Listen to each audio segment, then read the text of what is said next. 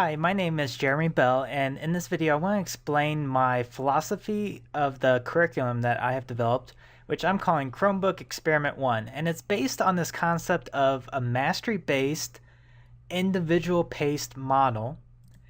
And what this is attempting to solve the problems of practice that are current in teaching.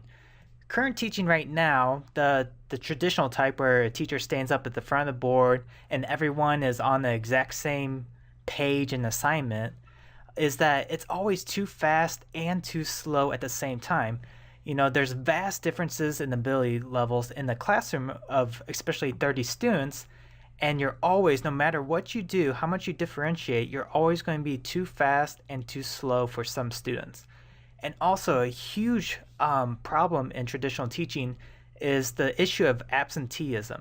So if a student even just misses one day, that precious information is completely lost to that student, and it takes a tremendous amount of work to get that student caught up, or they're going to fall behind for the rest of that semester. And also another huge problem is slow and poor feedback. In traditional system, where everything's done by paper and pencil, it has incredibly slow and poor feedback. And we are in a culture now that expects immediate feedback. So the closer that we can get feedback to our students immediately, the more motivated they will be in practicing their skills, right? So if they get an assignment back 3 days later, that's just way too much time. In an inefficient grade reporting system, I know for me in my situation, students used to always ask what is their grade. They were unsure of where they stood, what they needed to do in the class, right? So that's a problem I'm trying to address with my system. Difficult reassessment. We know that reassessment is a very important feature of mastery. So we have to get rid of the model where students take a test one time and that's it, right? So they can't show that they have learned the material later on. So we need a system that we can reassess, but we can't do it with the traditional model. The traditional model is very difficult to reassess children. And also the problem of Swiss cheese learning. That's when students may know one concept in a curriculum, but not know another concept very well.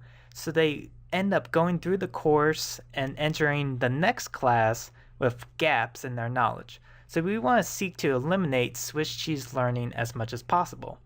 So the experiment, the master-based individual-paced model, is that students work at their own pace.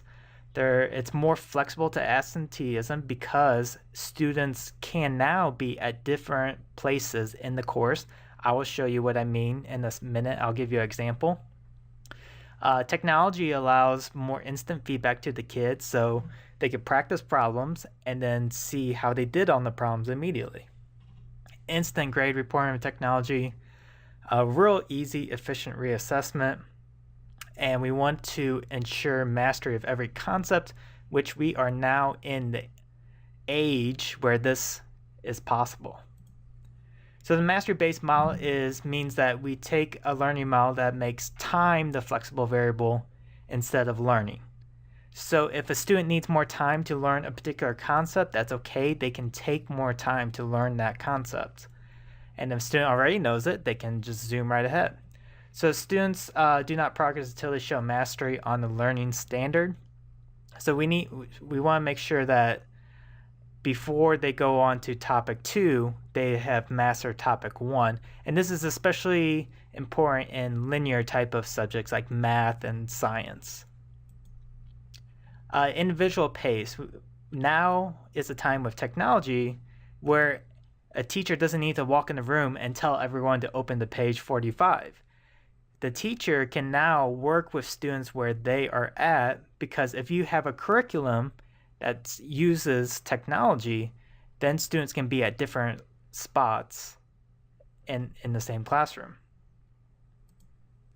So what I want to show you here is a graph from Khan Academy showing their results. So you can see here is that this is time and then skill level.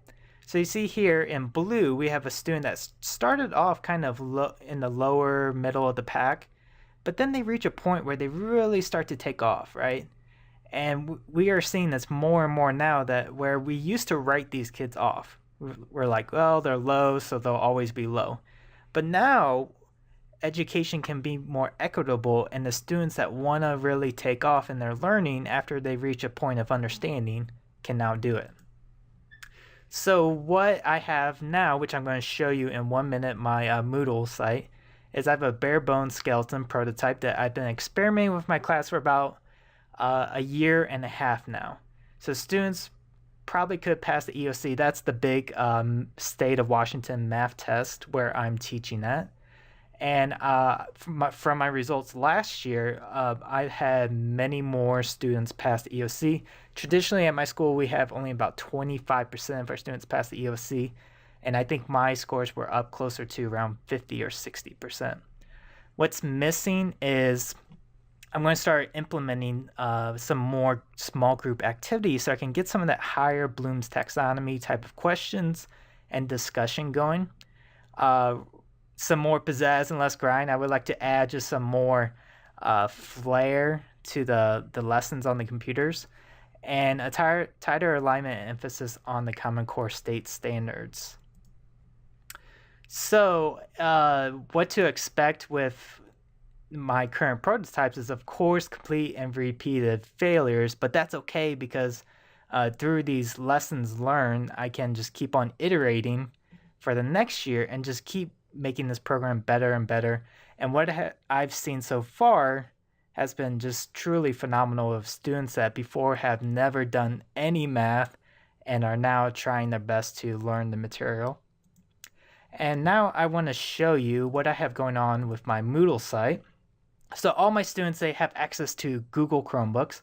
And when they come in, they know the procedures. They grab their Chromebook, sit down, they log into my Moodle site here.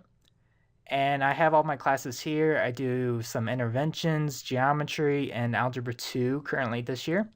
And all the students will log in. And they will log into their course. So say we're in geometry. And I have all the units lined up for them. And the student will just open up their unit here. And then they'll try all the quizzes and assignments are here. And what happens is each assignment, these type of assignments, they have 10 questions. And when they pass at least 8 out of the 10 questions, the next assignment will open up for them. So it kind of walks them through, controls it for them so that they know exactly what they need to do next. So let's check out one of these quizzes. If I look at this quiz, and say I started this quiz and I didn't know how to do this problem, one option for the students to get help are these help videos that I've created for each concept. So they can click on that. All right, let's bust this out. So it says the coordinates and listen to a video of me going all the way through this problem. The coordinates of the triangle with a okay, so those videos are made for every single concept in my curriculum. And what's really awesome is that I reach different learning styles. So some students just love watching the videos. Some students like interacting with me more. Some students like asking their friends more. So it just depends on the student and how they learn best. And so it's really awesome to see those different ways of learning in the classroom. So that is an overview of my curriculum here. If you have any questions, feel free to contact me and I will help you out.